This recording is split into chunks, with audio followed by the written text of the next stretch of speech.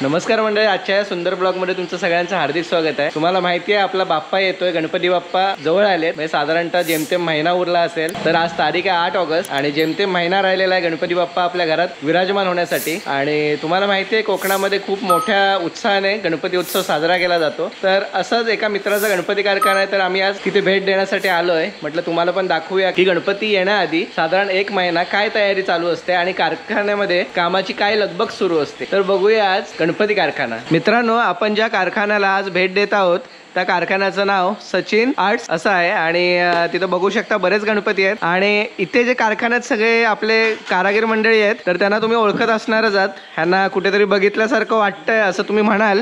तर हा आपला बंटी वडके। आपण अष्टविनायक यात्रेमध्ये गेलो होतो, त्यामध्ये इथे सगळी जे कारागीर आहेत ते सहभागी होते, त्यापैकी बंटी एक। तर इकडे निखिल आहे, निखिल लिंबूकर।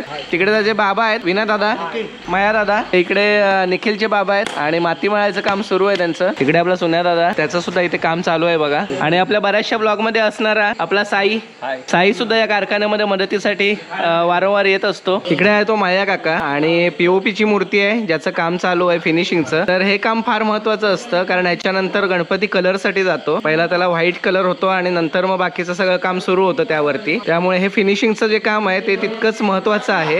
हा जो इकडे आहे तो मयालाड आहे आणि मयादा काय करतोय? गणपती फिनिशिंग करतोय। मित्रांनो, तुम्ही बघू शकता मातीची मूर्ती आहे आणि एका ब्रशनं पाण्याने त्याचं फिनिशिंग चालू आहे, म्हणजे ती मूर्ती एकदम स्मूथ होईल आणि कलर साठी उपयोगात येईल ना। बघा तसा कुठं खड्डा असेल तसं ब्रश केलं ते बरोबर जाणार, ते फिनिशिंग होणार। ओके, तुम्ही बघू शकता की इकडे पीओपीच्या पण मूर्ती आहेत, पण सगळ्यात जास्त मूर्ती बघायला भेटतात ते आपल्याकडे मातीच्या मूर्ती। आणि मातीच्या मूर्ती तुम्हाला माहितीच आहेत की पर्यावरण पूरक मातीच्या मूर्ती असतात। तर मित्रांनो, तुम्ही कारखाना तुम्हाला मी सगळं दाखवतच आहे फिरून, तोपर्यंत मी हे सगळे कारखान्यातले मेंबर आहेत त्यांची नावं सांगितली। पण तुम्हाला माहिती आहे का की हे कारखान्यातले सगळे मेंबर दिवसभर आपापलं कामकाज सांभाळून, आपला व्यवसाय सांभाळून रात्री हौशीने ह्या कामासाठी इथे हजर असतात। तर बघूया कोण कोण काय काय करतं। तर हा आपला बंटी, याचं स्वतःचं गॅरेज आहे संगमेश्वरला। तुम्ही कधी संगमेश्वरला आला तर संगमेश्वरला स्टँड जवळच त्याचं गॅरेज आहे, बरोबर ना बंटी? बरोबर आहे। हा, तर सकाळी 7 वाजता तो घरातनं बाहेर पडतो आणि दिवसभर त्याचं गॅरेजचं काम सांभाळून इथे परत गणपती कारखान्यामध्ये हजर होतो।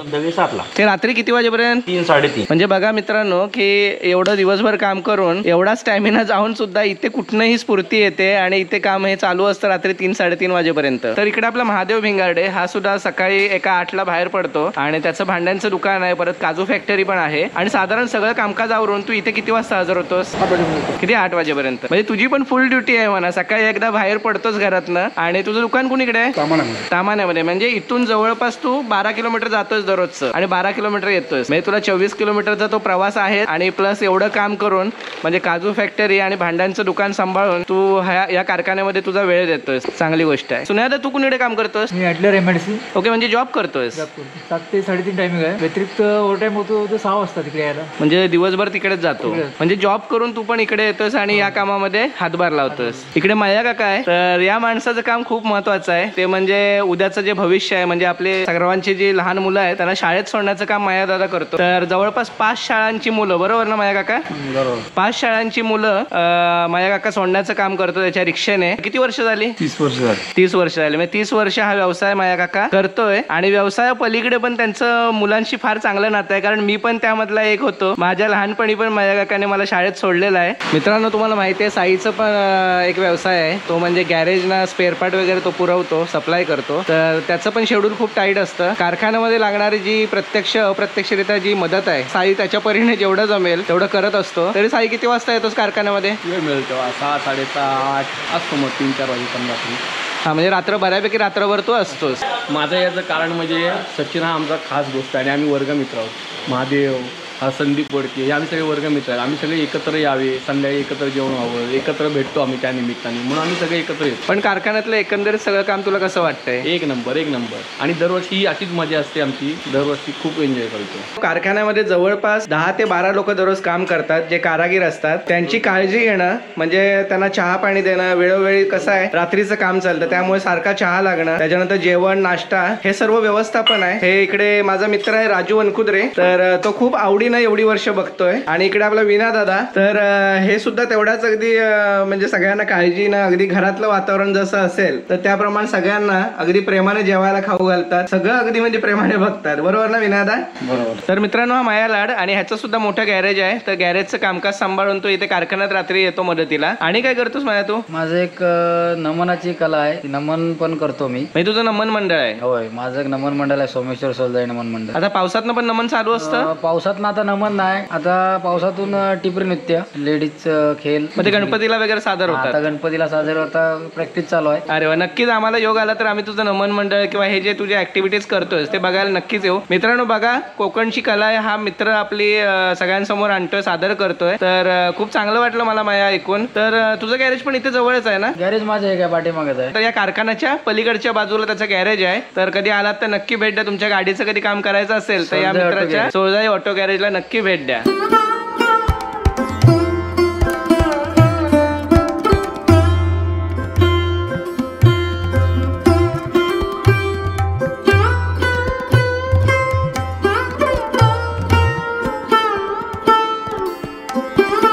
मित्रांनो, कारखान्यामध्ये एंट्री केल्यावर मी तुम्हाला सांगितलं की सचिन आर्ट म्हणून कारखाना आज आपण भेट देतोय. हे सचिन गुरव चांगला मित्र आहे माझा, तर त्याचा कारखाना आहे आणि या सर्वांना एकत्रित ठेवण्याचं काम तो आज एवढी वर्ष करतोय. सचिन, किती वर्ष झाली तरी कारखान्याला? कारखान्याला माझे 12 वर्ष झाले. 12 वर्ष झाली.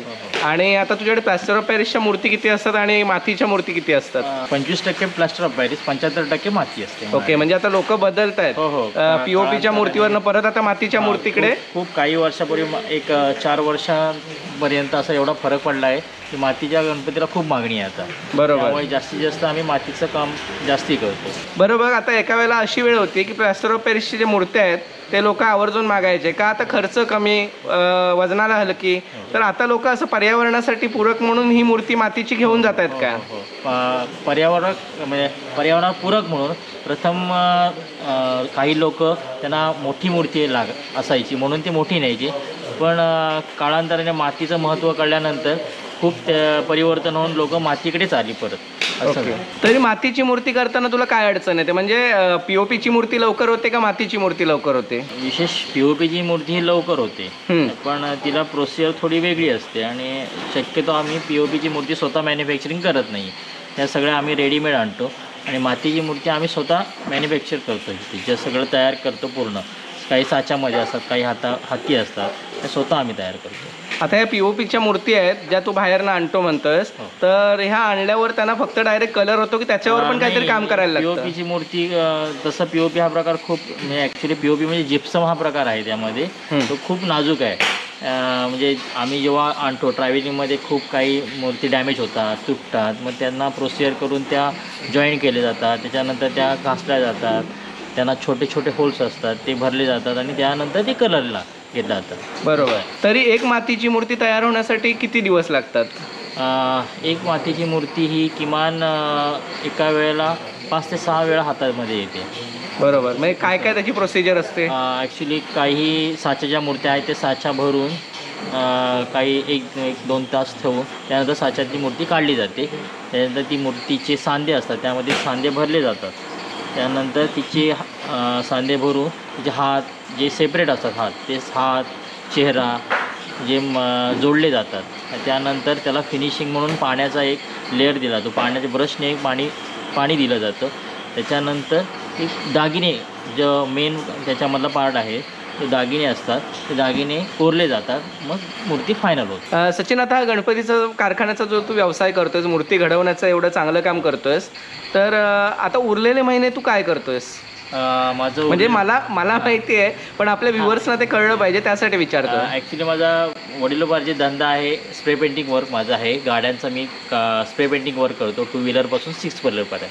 पण त्याचप्रमाणे माझ्या काकांनी एक ही प्रथा केली आहे की काही 2 महिने आम्ही गणपती करायचे काका. मग त्यांनी जसं केलं तसंच आता पिढ्यानपिढ्या जसं म्हणतात तसंच ते माझ्याकडे आलं आहे. आज 10 वर्षानंतर ते मी आता करत आहे ते. अरे वा, म्हणजे हा वारसा तू पुढे चालू ठेवला आहे. पुढे चालवत आहे. आणि ह्या 2 महिन्यामध्ये तुझं गाड्या रंगवायचं जे काम असतं ते आता बंद हो, असतं. आता 2 महिने खूप आपल्याकडे पाऊस असल्यामुळे बंदही ठेवतो. आणि जे आता गाडी 1 दिवस लेट दिली चालेल, पण गणपती हा दिवस महत्त्वाचा असतो. बरोबर, नक्कीच. त्यामुळे आम्ही जास्ती हे 2 महिने फोकस गणपतीच्याच कारखान्यावर जास्ती करतो. ओके. असं ज्या वेळेला तू या व्यवसायात नवीन होतास, म्हणजे तू कार पेंट करत होतास, बाईक पेंट करत होतास, इथपर्यंत ठीक होतं. हो. तर ज्या वेळेला तू पहिलं ठरवलंस की आता नाही गणपती आपल्याला सुरू करायचं, गणपती कारखाना सुरू करायचा आहे, त्यावेळेला तुला याच्यामध्ये काय अडचणी आल्या किंवा तुला काय काय अनुभव आता म्हणजे पहिल्यापेक्षा वेगळे आलेत? सुरुवातीला खूप म्हणजे काकांबरोबर असल्यामुळे तेवढी काही जबाबदारी पहिली नव्हती. पण काकाने अचानक जबाबदारी दिल्यामुळे माझ्याकडे काही अडचणी आल्या. पण त्यामुळे काका पाठीशी असल्यामुळे आज खूप काकांच्या नंतर चालवणं थोडंसं सोपंच पडलं आहे मला. बरोबर, म्हणजे तो अनुभव तुझ्या गाठीशी होता. हो, गाठीशी होता अनुभव. सचिन, यंदाच्या ऑर्डर तर फुल झाल्या असतील, तू आधीपासून याची तयारी बुकिंग वगैरे घेत असशील, पण पुढच्या वर्षी जर तुझ्याकडे कोणाला गणपती द्यायचे असतील हो. तर तुझा नंबर सांग आणि पत्ता सांग. माझा नंबर आहे 9881842033. तसंच व्हॉट्सअप नंबर आहे 7276335620. हा माझा नंबर आहे. त्यानंतर माझा पत्ता आहे ॲटपोस्ट साडवली सायदनगर, ओम सिनेमॅकच्या समोर. संगमेश्वर तालुक्यामधला हा चांगलं कलर काम वगैरे असणारा, मूर्तिकाम असणारा कारखाना आहे आपल्या इथे मित्रांनो. तर तुम्ही सचिनला नक्कीच कॉन्टॅक्ट करू शकता आणि आपली बाप्पाची सुंदर मूर्ती त्याच्या हस्ते घडवू शकता.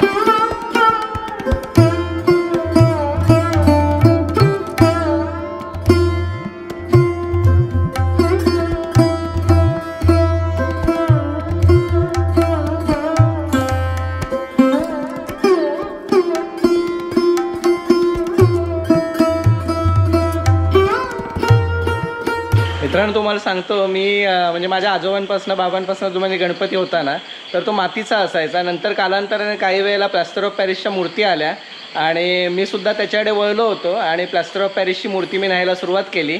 का तर वजनाला हलकी, किमतीला कमी आणि पटकन उपलब्ध व्हायची. त्यामुळे मी सुद्धा POPची मूर्ती सुरुवात केली होती.